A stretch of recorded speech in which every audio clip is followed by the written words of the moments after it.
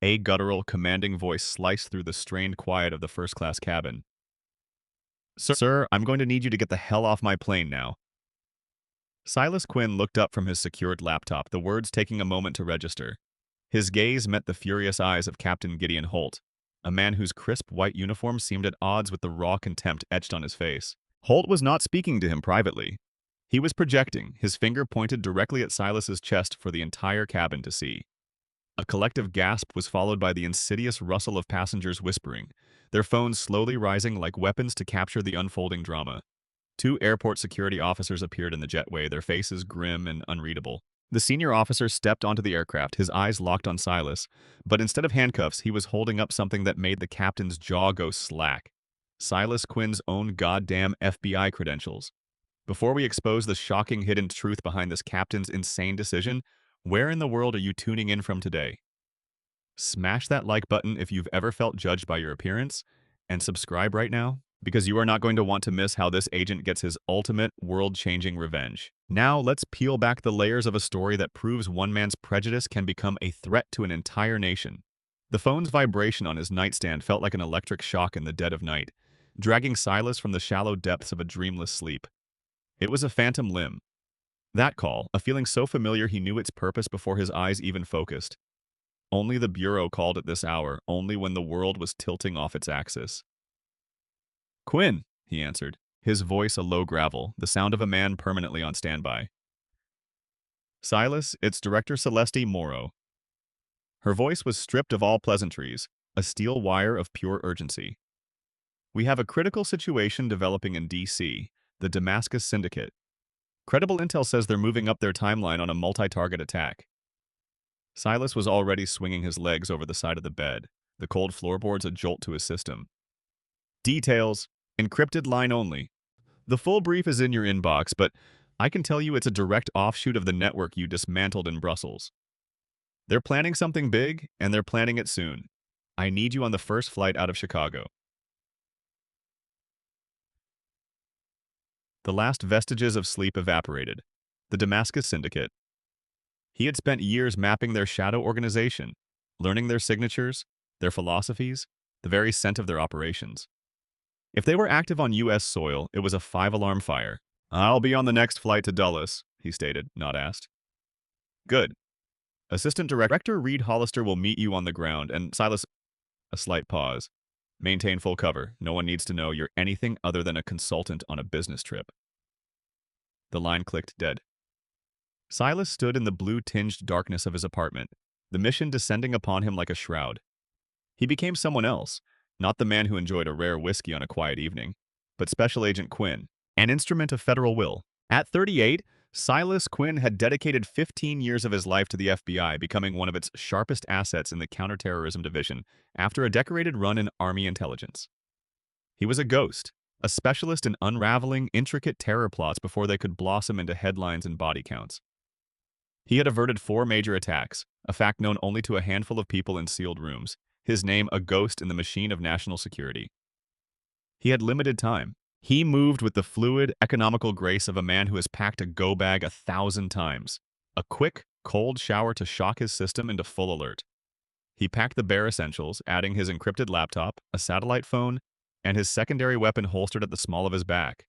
All standard operating procedure for an agent traveling hot. His high-rise apartment overlooking the Chicago River was stark and impersonal, a transient space that bore the scars of a life lived out of a suitcase. The only personal touch was a single, slightly faded photo on his bookshelf. His younger sister, an ER doctor in Seattle, smiling at her wedding. It was a reminder of the world he was fighting to protect, a world he himself could never fully inhabit. Meaningful relationships were a luxury this line of work rarely afforded. In the early hours, Silas summoned a car.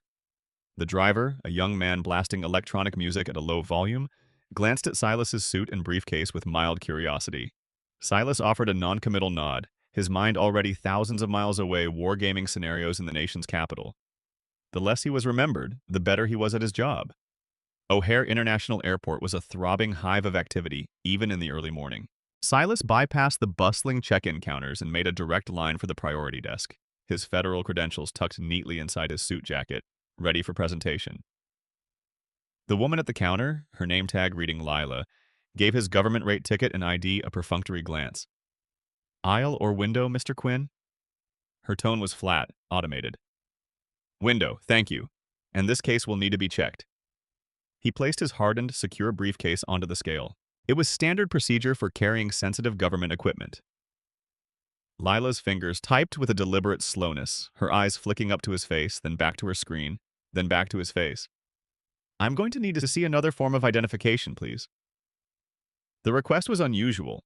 Federal ID was typically sufficient for domestic travel, especially on a government fare, but Silas produced his Illinois driver's license without protest. Arguing would only cause a delay. And what's the purpose of your trip to D.C. today, sir? She asked, her gaze holding his a second too long. The question was entirely out of protocol. Government business, Silas answered, his voice betraying no emotion.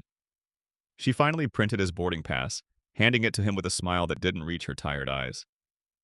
TSA pre-check is to your left. Have a safe flight. Silas navigated to the expedited security line, a small perk of his status. Yet even here, a random flag was triggered. Sir, I'm going to need you to step over here for additional screening, a TSA agent said, gesturing toward a secondary pat-down area. Silas complied, stepping onto the mat and raising his arms. He had learned years ago that the algorithm for random seemed to disproportionately select faces like his. The agent's search was thorough, his gloved hands lingering on the slight bulge in Silas's jacket. What's this? The agent asked, his voice sharp with suspicion.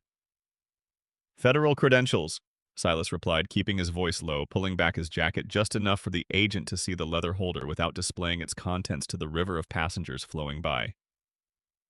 The agent's demeanor shifted instantly, a subtle flicker of recognition and deference in his eyes. Okay, sir, you're all set. Have a good morning. Silas arrived at the gate with precious minutes to spare. The boarding call for first class had just begun. He approached the gate agent, who took his boarding pass and ID, then did a visible double-take, her eyebrows arching high. Is there an issue? Silas asked calmly. No, sir, no, she stammered, recovering quickly. Just confirming your seat. Yes, here you go. Enjoy your flight. Stepping onto the aircraft, a flight attendant named Tessa greeted him, checking his boarding pass yet again. Good morning, sir. 2A, right this way.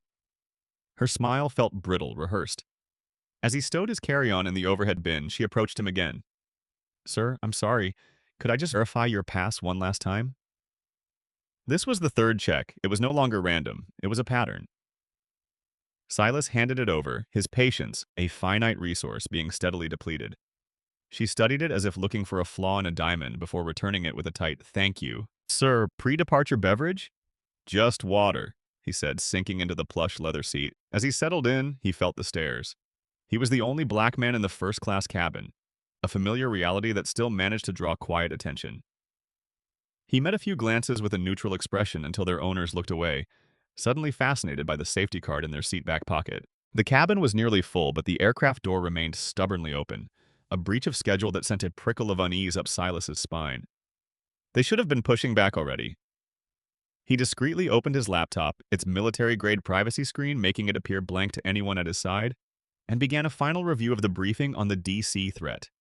Every minute was critical. Then the cockpit door opened, and Captain Gideon Holt stepped out. He scanned the first-class cabin, his steely blue eyes passing over passengers until they landed on Silas. Holt's gaze lingered, narrowed, and then he retreated back into the cockpit without a word, a stark departure from the typical friendly greeting many pilots offered. More time bled away. Silas sent a quick encrypted text to Director Morrow. Possible ground delay, will update ETA. Her reply was instantaneous. Unacceptable, we have active intel, the window is closing, get here. Silas glanced out the window at the morning sun painting the tarmac gold. A major American city was under threat. The people who were planning to harm it were moving, and he was stuck on a stationary plane, the subject of a captain's unnerving stare with a terrifying premonition that his journey to save lives was about to be deliberately and personally sabotaged. A full stretch after their scheduled departure, Flight 818 remained inert at the gate. A low murmur of discontent rippled through the cabin as passengers audibly rescheduled morning meetings and vented their frustration. Silas, outwardly serene, continued to work, but every one of his senses was on high alert, cataloging the growing tension around him.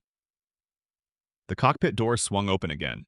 This time, Captain Holt emerged with purpose, flanked by the lead flight attendant and the gate agent who had boarded moments earlier. His eyes, cold as chips of ice, swept the cabin and locked onto Silas with unnerving precision. He strode down the aisle, stopping directly beside seat 2A. "Ladies and gentlemen, your attention, please," Holt announced, his voice booming with authority, silencing the cabin instantly. "I apologize for this delay. We're dealing with a security concern that must be resolved before we can safely depart." The captain's gaze never left Silas. "Sir, I need to have a word with you." Silas carefully closed his laptop. "What's the problem, Captain?" I was acutely aware of the smartphones now aimed in his direction, their small red lights indicating they were recording. A public drama was unfolding, and he had been cast in the leading role. "We've had several reports of concern regarding your presence on this flight," Holt declared, his voice loud enough to carry to the rows behind them. "For the security and comfort of everyone on board, I am going to have to ask you to collect your personal items and deplane." The sheer audacity of the accusation was stunning. Yet Silas's training kicked in, a firewall of professional calm descending over his fury. "May I ask for the specific nature of these concerns?" Holt glanced theatrically around the cabin. "A number of your fellow passengers have expressed their discomfort. As captain of this aircraft, their safety is my paramount responsibility. I can't risk it." "I see," Silas said, his voice level and steady. "And what behavior have I exhibited that has caused this widespread discomfort?" He knew the answer. No one had spoken to the crew. He had been working silently since he sat down. The discomfort was originating from one place, the cockpit. "Sir, the exact nature of the security threat is not up for debate," Holt said, his posture rigid. "I am giving you a simple, direct order. Cooperate for the safety of this flight." The accusation was as ludicrous as it was insulting. "Captain, I am an American citizen traveling to our nation's capital on urgent government business," Silas stated clearly. "I have passed every security check. There is no legitimate reason for this. I will require additional identification beyond what you have already provided," Holt demanded, crossing his arms. Silas could feel the weight of dozens of stares, the humiliation of physical pressure. He had faced down armed terrorists in foreign cities. Yet here, in the first-class cabin of a domestic flight, he was being treated like a public menace. "I have already shown my federal and state identification multiple times, Captain. However, if it will expedite our departure, I can inform you that I am a federal agent on official assignment." A smirk flickered across Holt's face. "Anybody can say that, pal. I need to see proof. Credentials." Silas reached into his jacket with slow, deliberate movements, conscious that any sudden motion could be misinterpreted by the nervous audience. He angled his body to shield the contents from the recording phones and presented his FBI credentials, the gold badge and photo ID clearly visible to the captain. Holt gave the credentials a cursory, dismissive glance. "I'm sorry, that's not good enough. These could be fakes for all I know. I'll need to have airport security verify their authenticity." The thin wire of Silas's patience was beginning to fray. "Captain, with all due respect, every second we remain on the ground puts American lives at risk. My assignment is time-critical." "The only risk I see right now is the one you're posing to my passengers by refusing to comply," Holt shot back, his voice rising. The murmurs in the cabin grew louder, a mixture of fear and excitement. "If you refuse to deplane voluntarily, my only alternative is to deplane every single passenger and have you forcibly removed." Silas made a calculated decision. A protracted standoff would serve only the interests of the enemy he was trying to stop. He needed off the plane, but on his own terms, to regain control. He reached for his phone. "Fine, I will deplane," he said. "But first, I'm contacting my supervisor and the FBI's airport liaison." "You can make all the calls you want from the terminal," Holt snapped. "Now get your things." As Silas stood and opened the overhead bin, the man in row 4 leaned over to his wife and whispered loud enough for Silas to hear, "Thank God, I knew there was something off about him." The words were a casual, brutal confirmation of everything Silas already knew.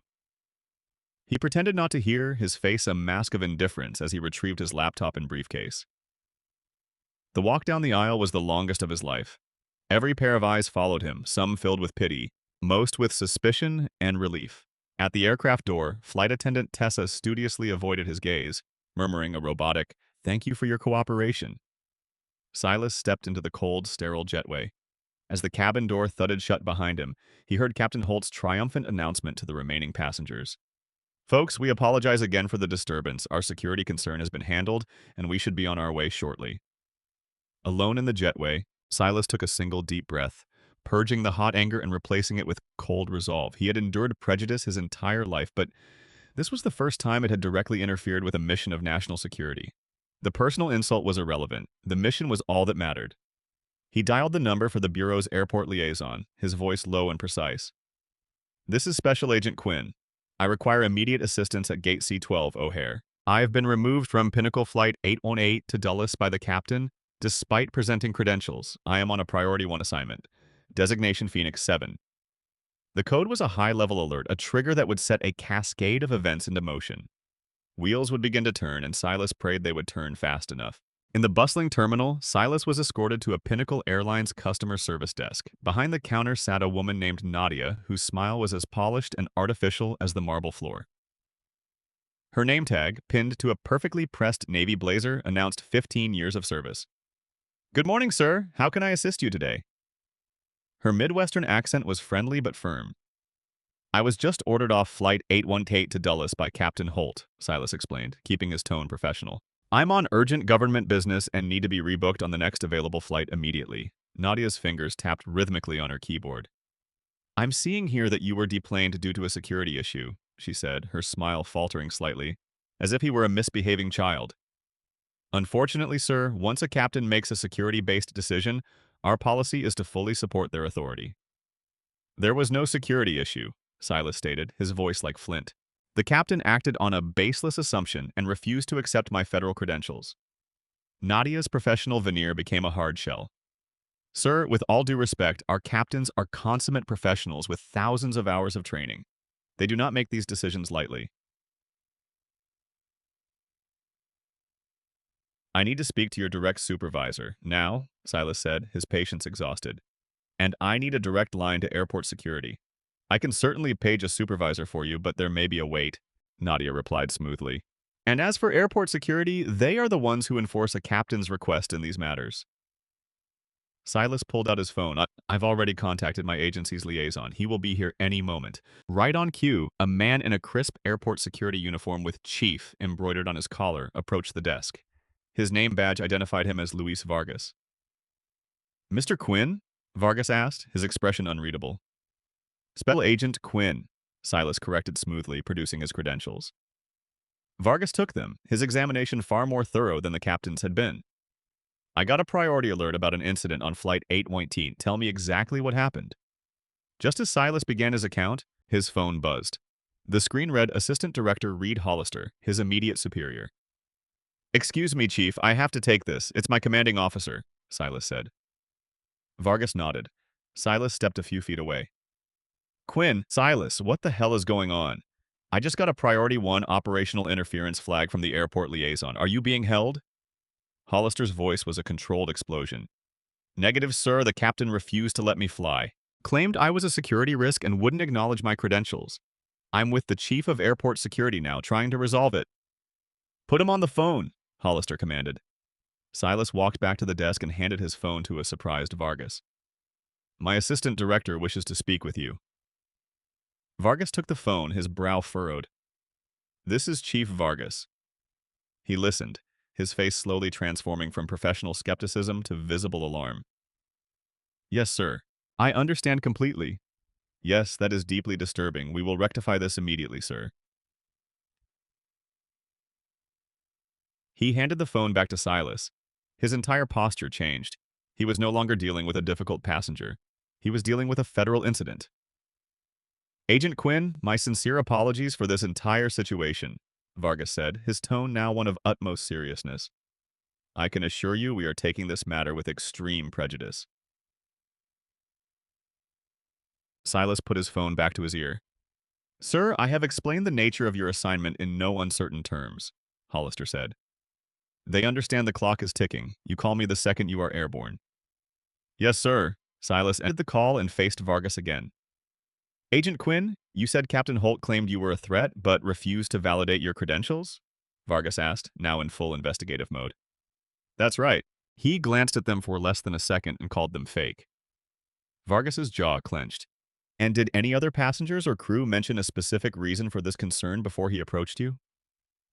Silas held his gaze. Chief Vargas, let's be direct. I was the only black man in a first-class cabin full of white passengers. I was sitting quietly at my seat, working on my computer. The captain's concern began the moment he laid eyes on me. Vargas gave a slow, deliberate nod. The unspoken was now spoken. He turned to a now pale Nadia. Ms. Nadia, I need full access to your system. I want to pull Captain Holt's complete flight and incident history for the last several years. Chief, I'm not authorized, she started to say.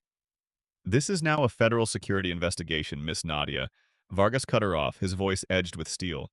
Your authorization is no longer required. Mine is. As Vargas began digging into the airline's records at Nadia's terminal, another man arrived, moving with an air of authority that parted the crowds.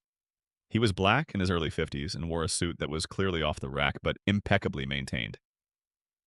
Agent Quinn, I'm Conrad Reyes, head of the FBI Airport Liaison Unit here at O'Hare, he said, extending a hand. It's a disgrace we're meeting under these circumstances. Reyes, Silas said, shaking his hand. Good to see you. They had met at a joint task force briefing the year prior. You know each other? Vargas asked, looking up from the screen. Agent Quinn's analysis of the Brussels network was required reading for my entire unit, Reyes explained. The man is a legend in the counter-terror community. Vargas's expression grew even more grim. I'm not surprised.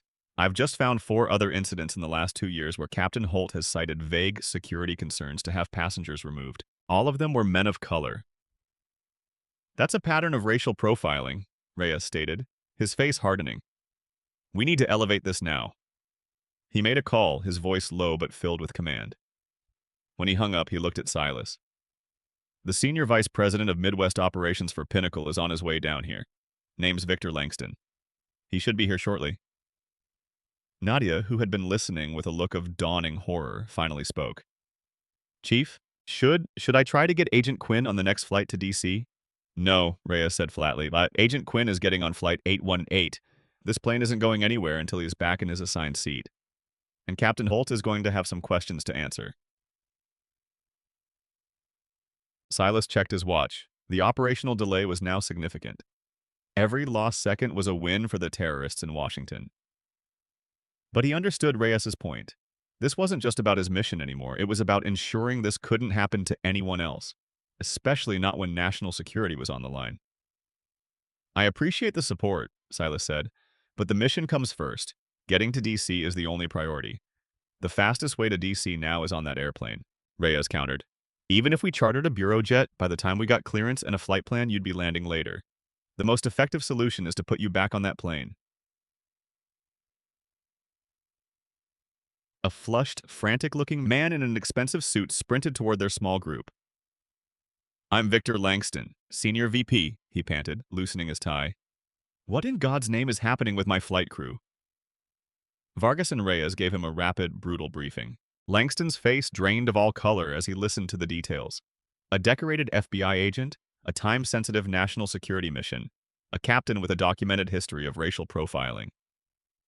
This is a catastrophe, Langston whispered when they finished. An absolute, unmitigated catastrophe. Agent Quinn, on behalf of Pinnacle Airlines, I am profoundly sorry. We will deal with Captain Holt with the utmost severity. I appreciate that, Mr. Langston, Silas replied, his focus unwavering. But what I need right now is for that plane to take off with me on it. Absolutely, Langston agreed, already barking orders into his phone as they strode quickly toward Gate C-12. A small, powerful retinue had formed around Silas. Langston, the airline executive, Vargas, the airport security chief, and Reyes, the FBI liaison. They moved as a single unit, a task force assembled to undo the damage caused by one man's prejudice. Silas braced himself. Walking back onto that plane would be one of the most difficult things he'd ever done. But he'd walked into far more dangerous situations with less support. And right now, the most dangerous situation wasn't on the plane. It was waiting for him in Washington, D.C. As they reached the jetway, the door to the aircraft swung open, and Silas prepared to face the man who had dared to declare him a threat. The procession moved down the jetway, their determined footsteps echoing in the enclosed space. Through the small window of the aircraft door, Silas could see the anxious faces of passengers who had been stranded on the tarmac for a long, grinding stretch. Flight attendant Tessa was standing guard at the entrance, Her jaw dropped when she saw Silas returning with a phalanx of grim-faced officials. "I need to speak with Captain Holt immediately," Victor Langston commanded, his voice leaving no room for argument. Tessa nervously keyed the "Captain, there are several officials here to see you, and, sir, they're with the passenger who was deplaned." A moment later, Gideon Holt appeared, his look of smug authority dissolving into confusion and alarm as he registered the high-level delegation at his door. His eyes scanned from Langston to Vargas to Reyes, finally landing on Silas with a look of sheer disbelief. "What is the meaning of this?" he blustered, trying to salvage his command. "Captain Holt, I'm Victor Langston, your senior vice president of operations," Langston said, his voice dangerously quiet. "You have created a catastrophic situation. You removed a decorated FBI special agent traveling on a time-critical national security mission from this aircraft without a shred of justifiable cause."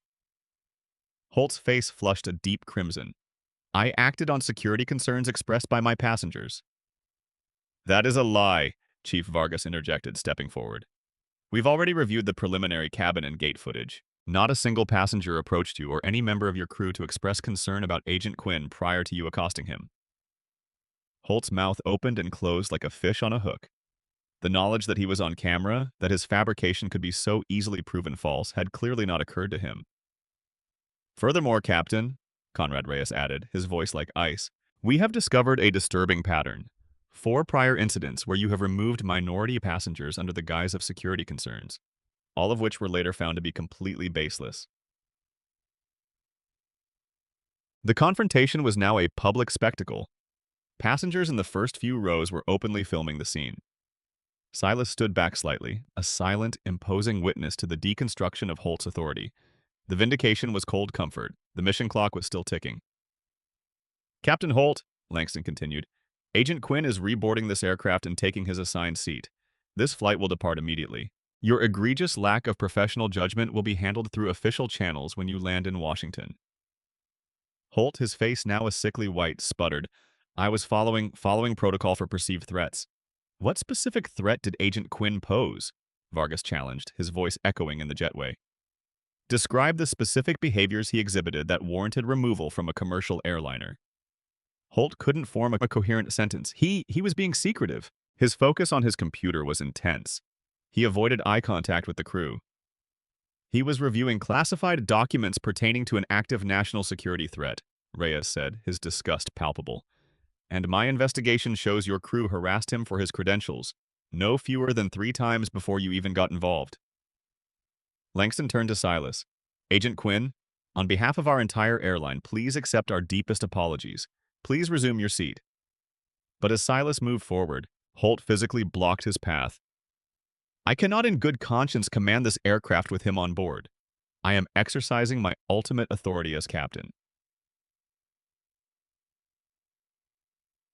"Your authority does not grant you the right to engage in racial profiling and endanger a federal operation, Captain Holt," Langston snapped. "Now stand aside." For a heart-stopping few seconds, Holt held his ground, a man whose worldview was collapsing in real time. Finally, with a look of pure venom directed at Silas, he stepped aside. As Silas walked the gauntlet of the first-class aisle, an absolute silence descended on the cabin. Passengers who had previously glared with suspicion now looked away in shame or stared with wide-eyed shock. Silas kept his chin up, his gaze fixed forward, a man reclaiming his space. Once Silas was seated, Langston addressed the cabin. "Ladies and gentlemen, we offer our sincere apologies for this unacceptable delay. We have resolved the misunderstanding, and we will be departing for Washington momentarily." Holt was now engaged in a furious, whispered argument with Langston and Vargas at the front of the cabin. Silas couldn't make out the words, but Holt's rigid posture and violent gestures spoke volumes. The captain was refusing to fly. A few tense minutes later, Langston returned to Silas's seat, his face grim. "Agent Quinn, I am beyond sorry, but we have one more brief delay. Captain Holt has suddenly called in sick. We are bringing in a replacement captain who is already here in the terminal." Silas just nodded. It was expected. "Thank you for handling it, Mr. Langston." Langston lowered his voice. "This is the most unprofessional and frankly bigoted act I have ever witnessed in my career. We will be taking decisive action, I assure you." "My only concern is getting to Washington," Silas repeated. The replacement is on her way now. We should be airborne shortly, Langston said. He once again addressed the now mutinous-sounding passengers. Ladies and gentlemen, due to an unforeseen crew change, we anticipate one final delay. We are truly sorry for this extended inconvenience and will get you on your way as soon as possible. A collective, agonized groan swept the plane. Silas checked his secure phone. A new message from Director Morrow burned on the screen. Syndicate is mobilizing. Intel suggests accelerated timeline.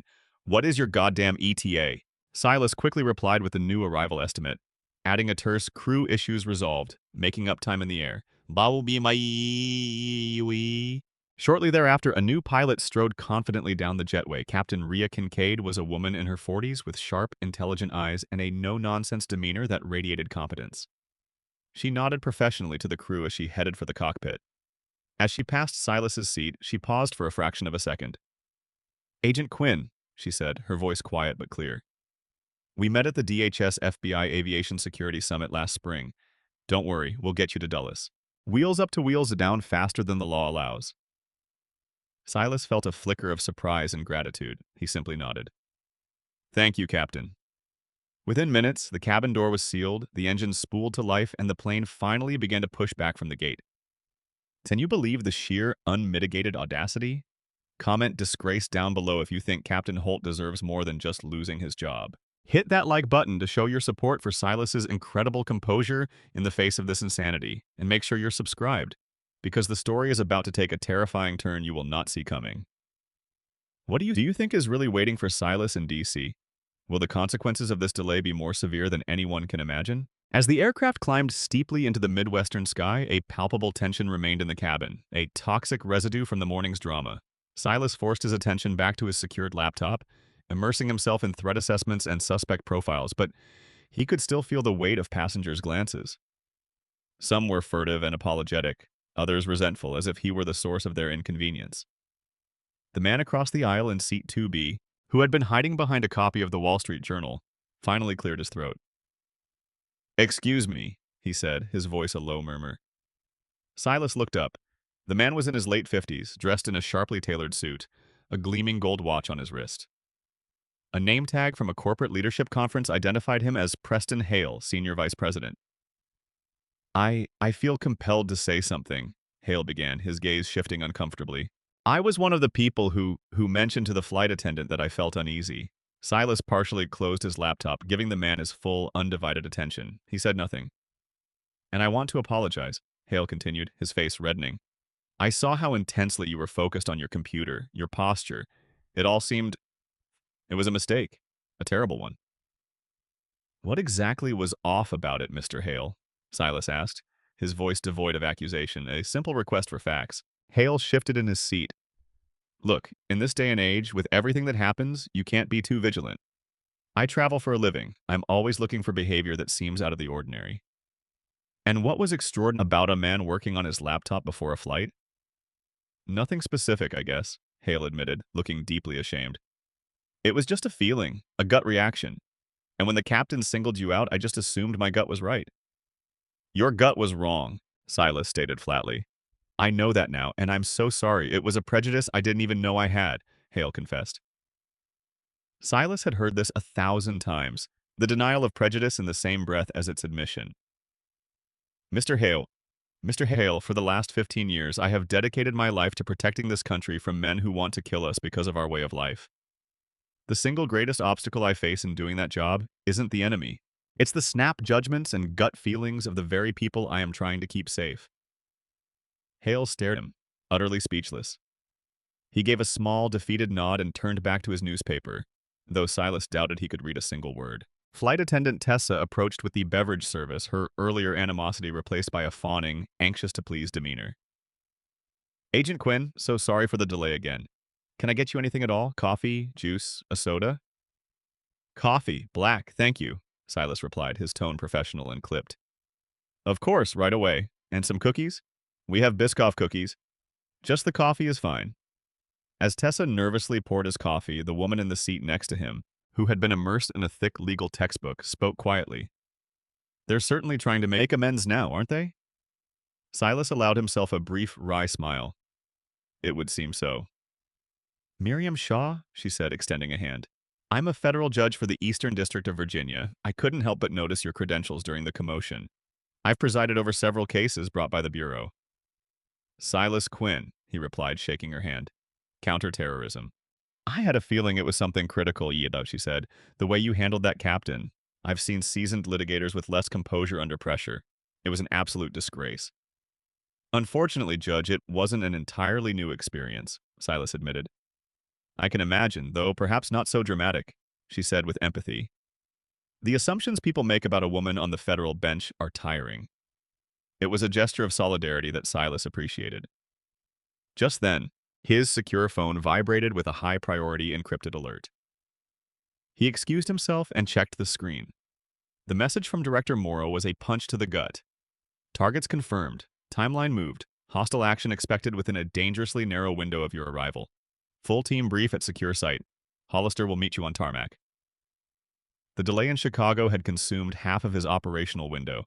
The margin for error was now 0. He sent back a single character acknowledgement and returned to his work with a furious, laser-like focus. The incident with Holt wasn't just an insult anymore. It was a potential death sentence for innocent people. He forced his mind away from the simmering rage and back into the cold, analytical space of his training. He replayed similar incidents in his memory, the local cops in Miami who'd held him at gunpoint during a surveillance operation because a neighbor reported a suspicious black man in a car, costing him a key intercept. The hotel security guard in Dallas who had refused him entry to a conference room where he was scheduled to brief the Secret Service.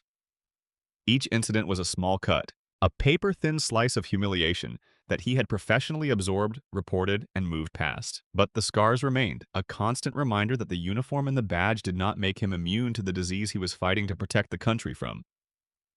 The aircraft's intercom crackled to life. It was Captain Kincaid. "Good morning, ladies and gentlemen. This is your captain speaking. I want to personally apologize again for our very delayed departure out of Chicago. We have favorable tailwinds and are cruising at altitude. I'm happy to report we will be making up a significant amount of time. Our new estimated arrival at Dulles International will put us only modestly behind our original schedule." She paused, and when she spoke again, her voice held a new, steely resonance. "I also feel it's necessary to address the event that took place prior to our departure. While specific details are a matter for official investigation, I want to be unequivocal. Pinnacle Airlines has a zero-tolerance policy for discrimination of any kind. The safety and security of our passengers and crew is our highest priority, and that includes creating an environment of mutual respect. Customer relations staff will be available at our arrival gate in Washington for any passengers who wish to share their experience." The cabin was silent after her words. Silas saw Preston Hale stare at the floor.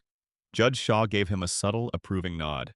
Captain Kincaid had just done more than fly a plane. She had taken a stand. As the plane continued its journey east, Silas finalized his preliminary analysis of the intel. To the other passengers, he was a man staring intently at a screen. In reality, he was deep in a digital war room, hunting for the ghosts who wanted to turn a beautiful day in the nation's capital into a landscape of fire and fear. He remembered Captain Holt's face, contorted with a certainty that he, Silas Quinn, was the threat. How easy it was for some people to see danger in the color of a man's skin while being completely blind to the real evil that walks among us. As the familiar shape of the Washington Monument pierced the morning haze, Silas packed his laptop. He had compartmentalized the morning's fury and humiliation. A city's lifeblood was at stake. That was the only thing that mattered.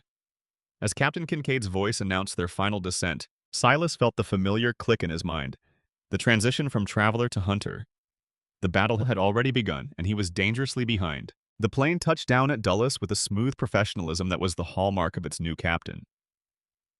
As the seatbelt sign pinged off, Silas collected his things, his mind already at the secure site, running through tactical scenarios. A new text was on his phone. Tarmac meet. Exit 1L. Black Chevy Tahoe.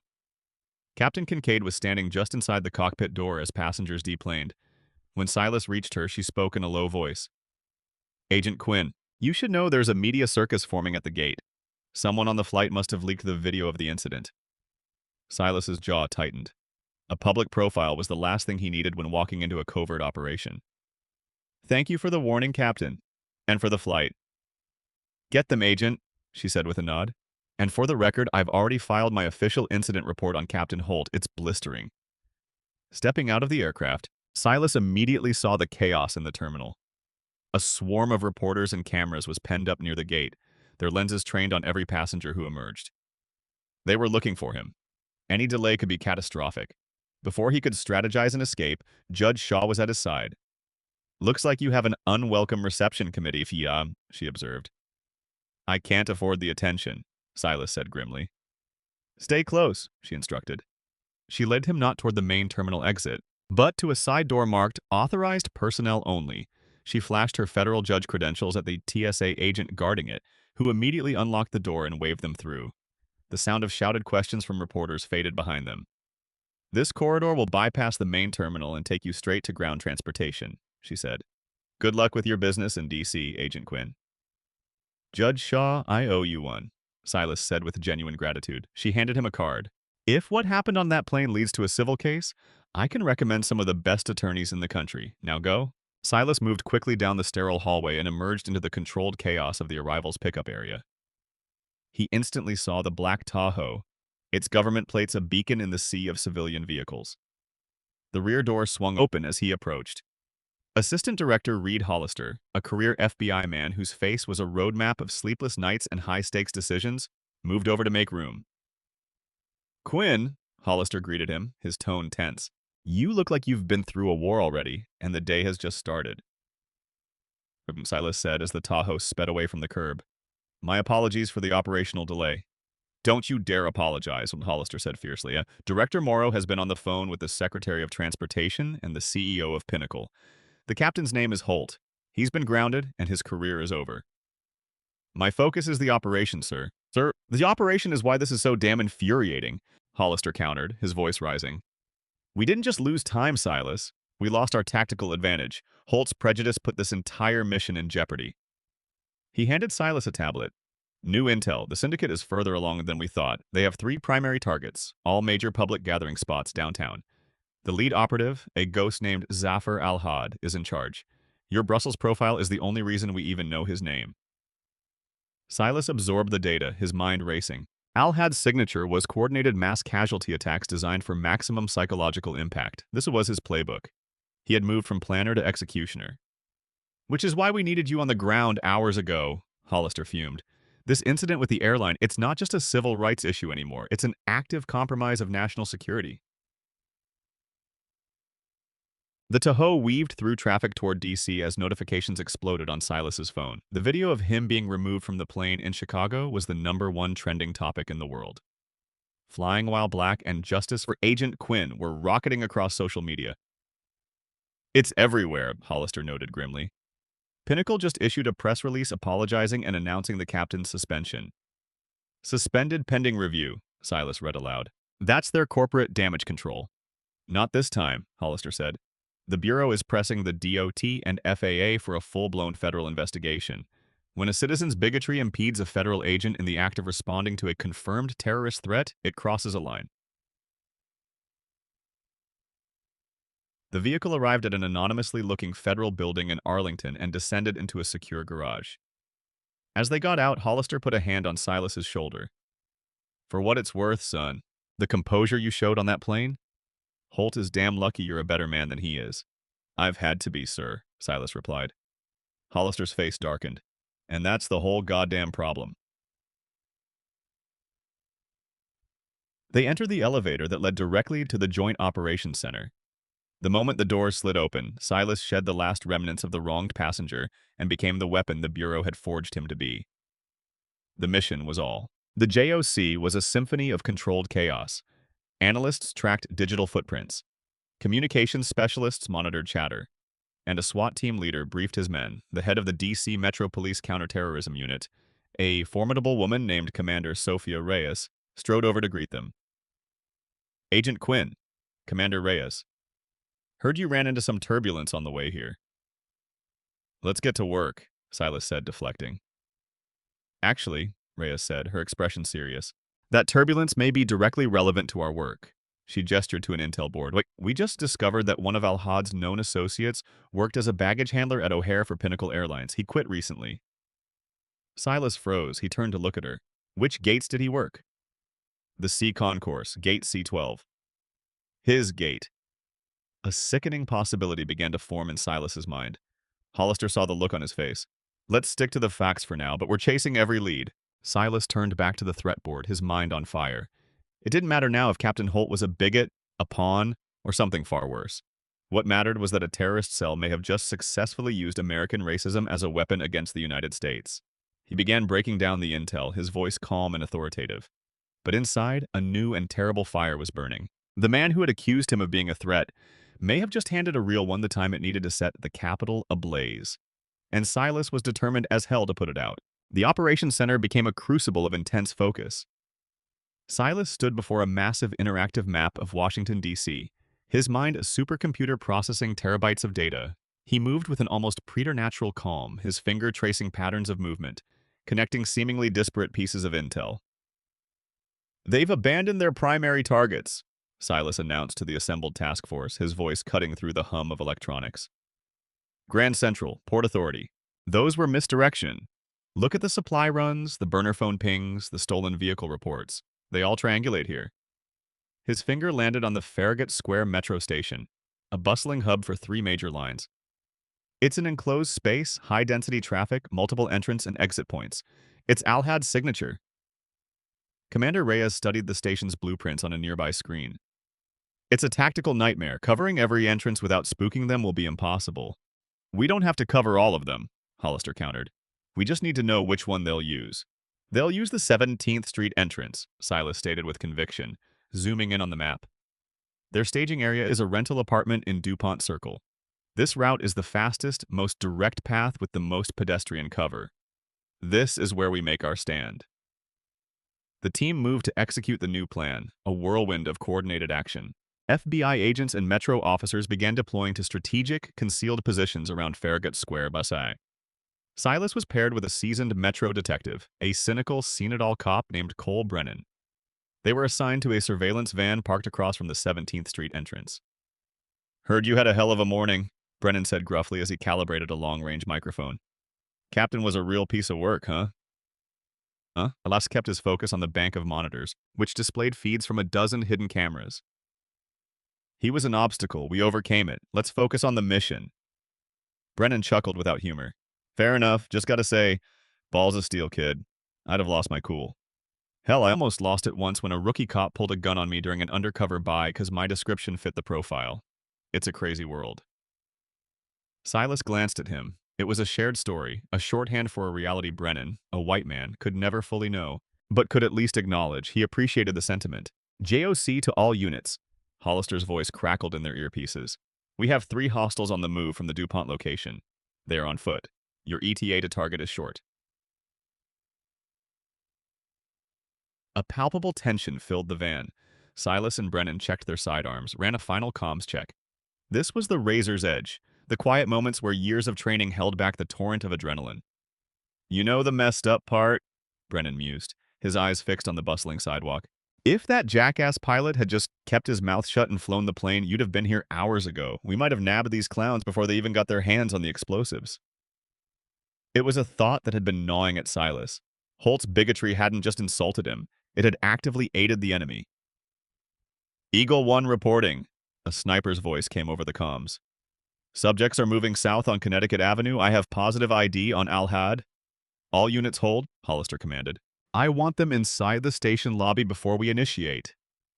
The next few minutes stretched into an eternity. Silas watched the 3 men on screen as they moved through the afternoon crowds looking for all the world like ordinary commuters. "JOC, I have them," Silas said, his voice a low hum. "Primary target Al-Had. 2 associates match our intel. They are entering the 17th Street escalator." "Confirmed," came Hollister's reply. "All teams, stand by for execute command. Take them alive. We need the intel." The 3 men stepped off the escalator into the station's main lobby. As one of them moved to purchase a fare card, Al-Had momentarily separated from the group. That was the moment Silas had been waiting for. It was the signal. "Execute," Hollister ordered. In a perfectly synchronized move, tactical teams emerged from a maintenance corridor, a newsstand, and the flow of commuter traffic, sealing off all exits in seconds. Silas and Brennan burst from the van, weapons drawn, closing the distance to Al-Had from behind. "Zafar Al-Had," Silas called out, his voice a blade that cut through the station's noise. "FBI, don't move!"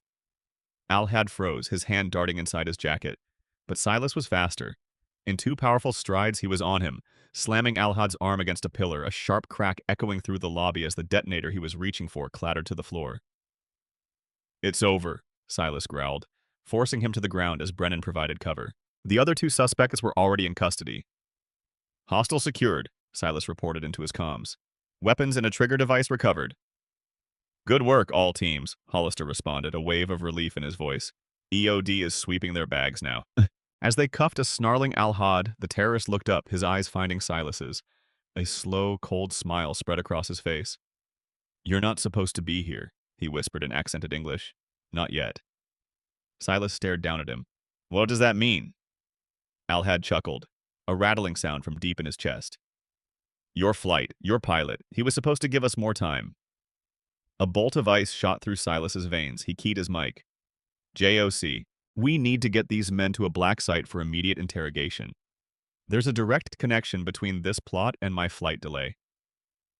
An hour later, in a sterile, soundproofed room in a secure FBI facility, the full, horrifying picture came into focus. Al-Had's network had an inside source at O'Hare, the baggage handler who was his cousin.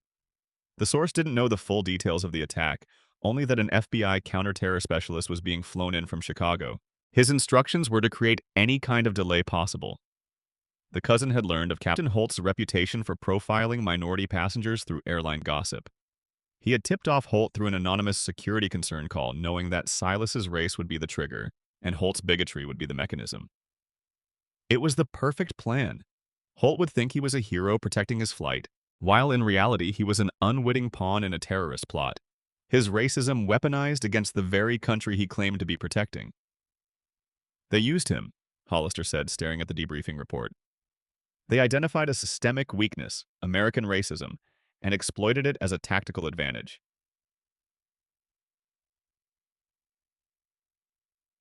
By the time Quinn landed, Commander Reyes added, her face grim, the bombs were supposed to have already gone off. "We were lucky," Silas said, the words tasting like ash.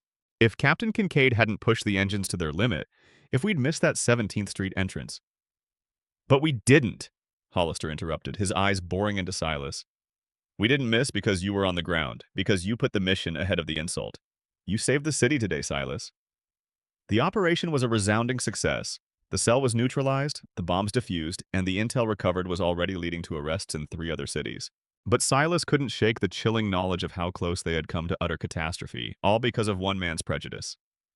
As the debriefing concluded, Hollister pulled him aside. "The airline insider is in custody. We're investigating Holt for criminal negligence and reckless endangerment at a minimum. If we find any evidence he was a knowing participant—" "And if he was just a bigot?" Silas asked. "Then he's a bigot who deliberately delayed a federal agent during an active terrorist threat," Hollister said firmly. "Either way, he's going to face the consequences." Silas nodded, the exhaustion of the last stretch finally crashing down on him. The irony was suffocating. Captain Gideon Holt, the man who saw Silas as a security threat, had been the single greatest threat to national security that day. His prejudice had been a more effective weapon for the terrorists than any bomb or gun. It was a perfect, terrifying metaphor for a much larger battle, and Silas knew that his fight was far from over. Days after the takedown in D.C., Silas Quinn found himself in the ornate, intimidating hearing room of the House Committee on Transportation and Infrastructure. The story of his delayed flight had merged with the news of the foiled terrorist plot, creating a political firestorm. The hearing, initially intended to be a routine intelligence brief, had been elevated to a nationally televised event exploring the nexus of discrimination and national security. The room was a pressure cooker of flashing cameras, whispering aides, and stern-faced lawmakers. Silas, dressed in a conservative dark suit, sat at the witness table reviewing his notes. Next to him were A.D. Hollister, the Inspector General of the Department of Transportation, and Harlan Pierce, the beleaguered CEO of Pinnacle Airlines. The committee chairman, a formidable congressman named Sterling Crow, banged his gavel. "This hearing will come to order. Today, we confront a deeply troubling question. Can racial prejudice within our commercial aviation system create a vulnerability that endangers the lives of all Americans?" He introduced the witnesses and then turned his gaze to Silas. "We will begin with the testimony of Special Agent Silas Quinn. Agent Quinn, you may begin."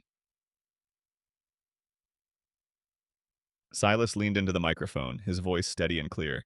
"Mr. Chairman, members of the committee, Recently, Captain Gideon Holt of Pinnacle Airlines ordered me removed from my flight while I was traveling under federal orders to prevent a terrorist attack on this very city. The captain cited amorphous security concerns, which have now been proven to be baseless and rooted in prejudice. He methodically recounted the events, not with personal anger, but with the cold, factual precision of an after-action report. This was not, however, an isolated incident, he continued, his words commanding the room's absolute attention. It was an extreme example of a systemic problem. Federal agents, military service members, and countless ordinary citizens of color are subjected to this kind of suspicion and scrutiny every single day. When that bias impedes the lawful execution of a federal agent's duties, it ceases to be a mere social issue. It becomes a hole in our national defense. He concluded his statement by stressing that this was not about one bad apple, but about a diseased orchard that required fundamental reform. A hush fell over the room. The questioning began, sharp and relentless. "Agent Quinn," began a congresswoman from California, "in your professional judgment, did the delay caused by Captain Holt's actions bring the terror plot closer to success?" "Yes, Congresswoman," Silas replied. "It compressed our operational timeline from a workable window to a dangerously narrow one. Based on the suspect's confessions, the bombs were set to detonate shortly after the time we ultimately apprehended them." A wave of murmurs swept the gallery. "So, to be clear," the congresswoman pressed, "an act of racial discrimination nearly resulted in a successful mass casualty terrorist attack in our nation's capital." "That is a correct assessment," Silas confirmed. The CEO, Harlan Pierce, visibly flinched. The questioning soon turned to him. Pierce, a man used to the insulated comfort of corporate boardrooms, was clearly out of his depth. "Mr. Pierce," another congressman asked, "your airline has released a statement on its commitment to diversity. Can you tell this committee how many formal complaints of racial discrimination have been filed against your flight crews in the last several years?" Pierce hesitated, shuffling his papers. "We have received a number of such complaints, Congressman." "Provide the number, Mr. Pierce." 142, Pierce mumbled.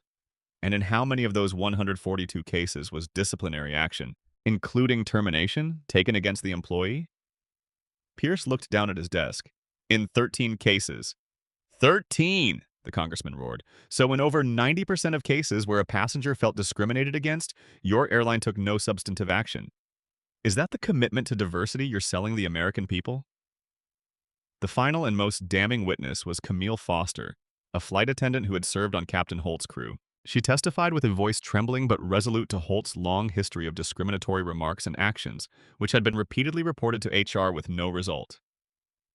"He called it proactive security," Foster said.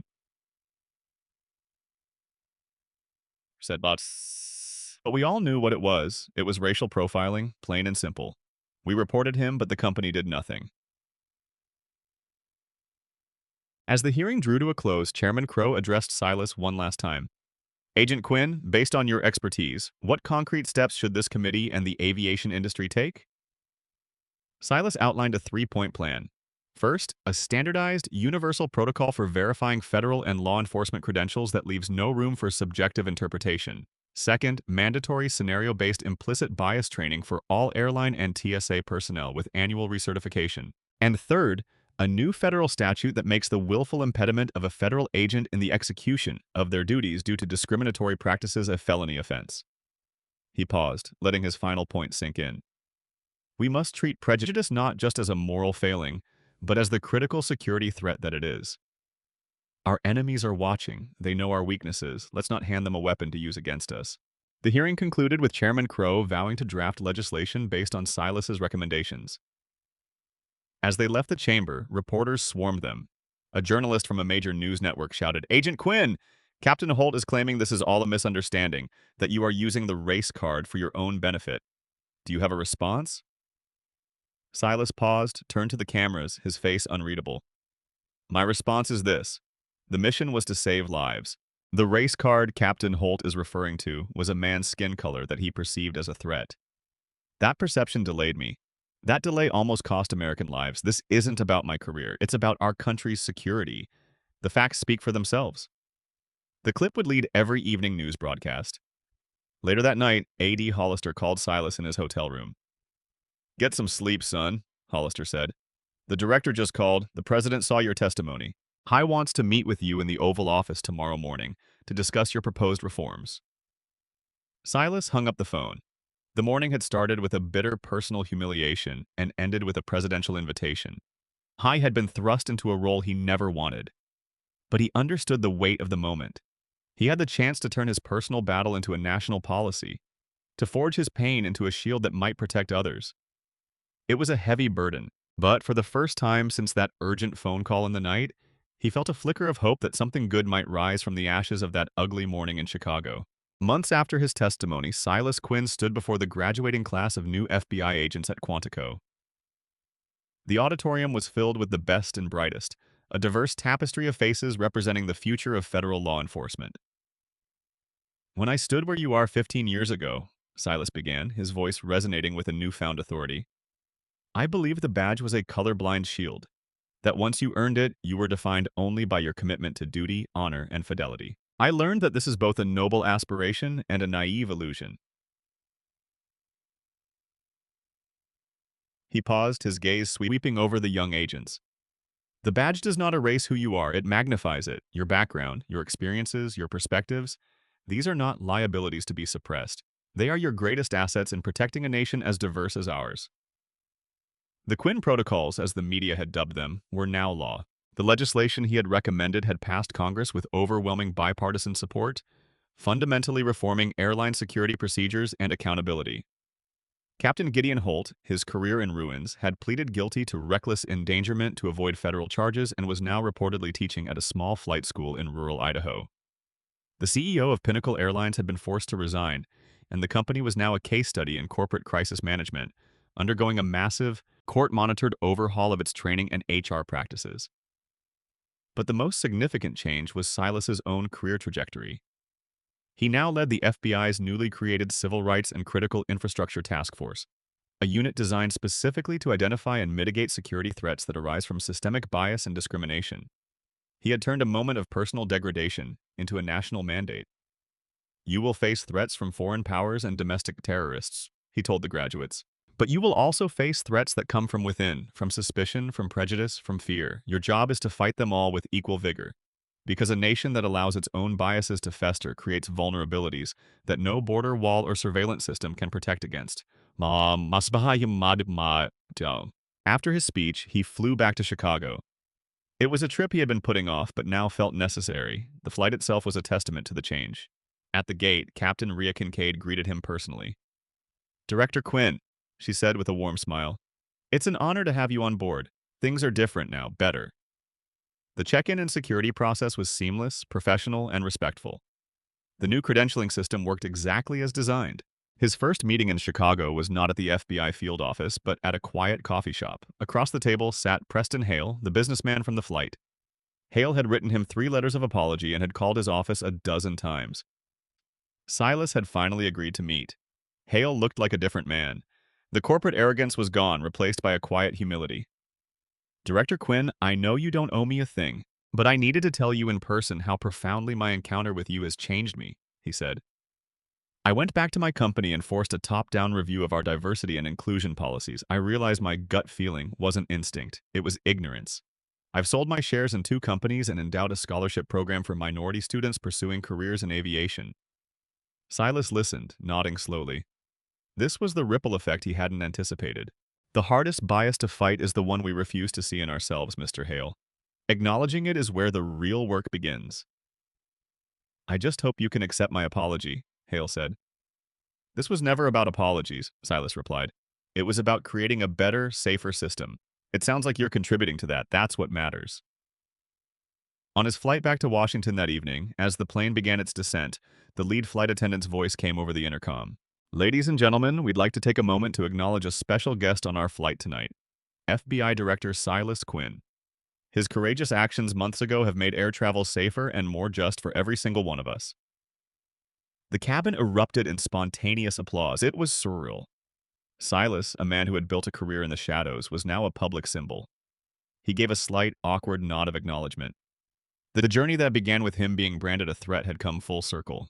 I was now seen as a protector, not in spite of his identity, but because of it. Silas Quinn's harrowing journey reveals a profound truth. Prejudice is not merely a social injustice, it is a critical threat to our collective security. When we allow bias to dictate our actions, we create blind spots that can be and will be exploited by those who wish us harm. True security is not achieved through suspicion, but through clarity, professionalism, and the core belief that our diversity is our strength, not a weakness to be feared. This story teaches us that accountability is the cornerstone of progress. The consequences faced by Captain Holt and his airline were not about revenge. They were about reinforcing a standard.